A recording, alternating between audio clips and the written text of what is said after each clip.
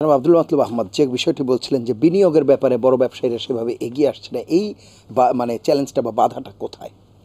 আসলে বাধা বলবো না, এই ব্যবসাটাতেই প্রফিট এলিমেন্টটা ভেরি ভাইটাল ফ্যাক্টর। যে কোনো ইন্ডাস্ট্রিতে আপনার টাকা লাগালে রিটার্নটা আসতে হবে। সিনিয়র সেক্রেটারি সাহেব কিন্তু সুন্দর করে উনি সাহেব ভালো করে বুঝিয়েছেন যে সিটি দ্যাট ইজ এখান থেকে চিটাগং, কক্সবাজার, এখানে কিন্তু ভালো ভালো বাস আসছে because they are earning lot of money. ওখানে কিন্তু ফেয়ার রেস্ট্রিকশনটা নাই, কিন্তু যখনই আপনি শহরে আসবেন ফেয়ার রেস্ট্রিকশন আছে। এছাড়া আরেকটা জিনিস হয়েছে যেটা নুরি সাহেবের বক্তব্যে বারবার আসছে, যে ফিটনেস বা গাড়িগুলো যে রিনিউ করা, অনেক গাড়ি কিন্তু রিনিউ নাই, এবং রিনিউয়ালটা যদি 1 টাকা রিনিউয়াল ফিজ হয়, পেনাল্টি দেখা যেতে 2-3 টাকা। এটা নুরি সাহেবরা আমি দেখলাম উনি একটা সার্কুলার দিয়েছেন 4-5 দিনের একটা টাইম, মানে এফেক্টিভ টাইম।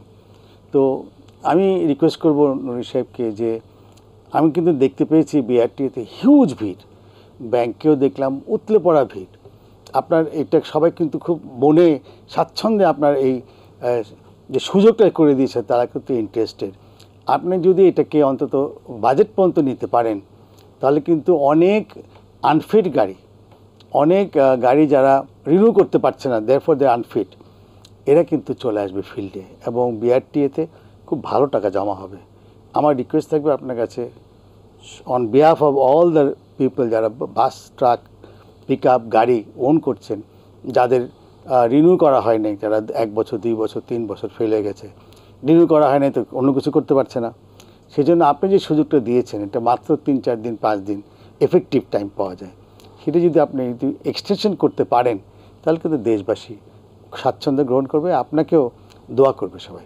জি, এ বিষয়ে যদি একটু বক্তব্য দেন। আমরা আসলে আমি আজকে কিন্তু আমি তথ্য নিয়েছি, আমাকে বিএনটির তথ্য পাঠিয়েছে এই পর্যন্ত কতটুকু গাড়িতে ফিটনেস আর নবায়ন করছে। আমরা একটু শক্ত হয়েছে ফিটনেসের সময়, বিশেষ করে গণপরিবহনের কোনো জন্য ওই লক্কর গাড়িকে যদি কোনো রং না থাকে আমি যেন ফিটনেস না দেয়, তারা যাচ্ছে না, কিন্তু ঈদের পরবর্তী তারা সব ঠিকঠাক করে যাবে। আর ঠিকই বলছে আমাদের সময় একটু কম ছিল, আমরা অর্থ বিভাগের সঙ্গে একটু কথা বলবো, যদি পারি সেটা জুন পর্যন্ত টানতে ভালো হবে, কিন্তু সরকারের ক্ষেত্রে রাজস্ব আসবে, এইভাবে কিন্তু গাড়িগুলো কিন্তু ঠিক হয়ে যাবে। আমরা ঈদের পরে শক্ত হবে, দেখা যাক। আমরা এই গাড়িগুলো চাচ্ছি একটু লাইনে আনার জন্য, বাকিটা সবাই সাপোর্ট লাগবে।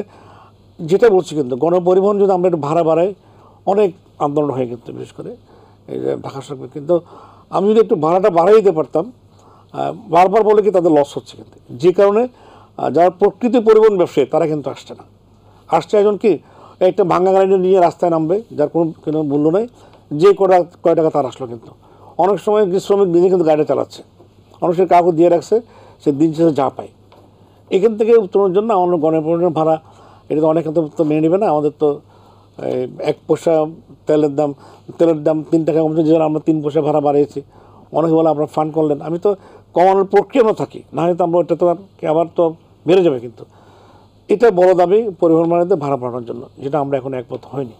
আমরা কিন্তু স্যার যদি আপনারা অ্যালাউ করেন আমরা একটা সেমিনার করতে পারি, যারা এটা নিয়ে অবজেকশন করেন তারা যদি লক্ষ বাঁকা গাড়ি চায়, তো তারা যদি ভাড়া রাখলে তো এর চেয়ে ভালো গাড়ি পাচ্ছে না তারা। আপনারা দেখছেন তো, নিজে চেষ্টা করে দেখছেন। না, আমরা কিন্তু একটা স্কোপ রেখেছি, যদি আপনি আপনার পরিবহনের মানসম্মত করেন, যদি আপনি ঢাকায় এসি বাসগুলো চালান, সেখানে আপনার জন্য একটা ক্লজ রাখা আছে, আপনার জন্য এই ভাড়া কিন্তু প্রযোজ্য হবে না। আপনি নিজে একটা ভাড়া ঠিক করবেন আরামদায়ক গাড়ি করে, এবং ভাড়াটা আপনি বিএটির কাছ থেকে অনুমোদন করে নেবেন। যেন আপনি যদি এসি করেন, একদম ফ্রন্ট সিট করেন, সবাই যদি বসতে পারে, এই সুবিধা কিন্তু বিএটি রেখেছে। বাট আমার বললাম তো, ওই প্রকৃত পরিবহন মালিককে না আসাতে তারা কিন্তু এই সুবিধাকে নিচ্ছে না।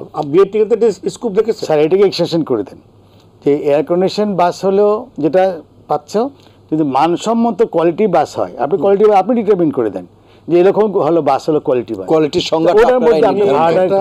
একটা অভিজ্ঞতার কথা বলি, আমি ঢাকা দক্ষিণ সিও থাকা অবস্থায় কর্মচারীদের জন্য বাস ভাড়া করবো, আমি 3 বার দরপত্র আহ্বান করছি। যে গাড়িগুলো আসছে না, আমি তো খুব খাটো মানুষ, আমি গিয়ে কি বসতে পারি না। আমার সাধারণ জনগণ ক্যাবে উঠে, কিন্তু যারা গণপরিবহন উঠছিল তারা কিন্তু না পারতে উঠছে বলতে, তারা বাসগুলোর মান এই কিন্তু হয়ে গেছে। অর্থাৎ আমি 3 বার দরপত্র আহ্বান করলাম, আমি তো 12 মানের গাড়ি কিন্তু পেলাম না। বাইরে কিন্তু রং টং দেওয়া, কিন্তু সবগুলো বাড়ি গাড়ি ফিটনেস আছে, সিট বাড়াই ফেলছে, পরে 2-1 টাকা ওরা সিট খুলে আনছে। কিন্তু এরপর আমি বললাম বিয়েতে দেওয়ার জন্য, তারপর না ওরা নিজেরা সিট খুলে আনলো, সিট কমাই, তারপর আমরা সে গাড়িগুলো নিয়েছি।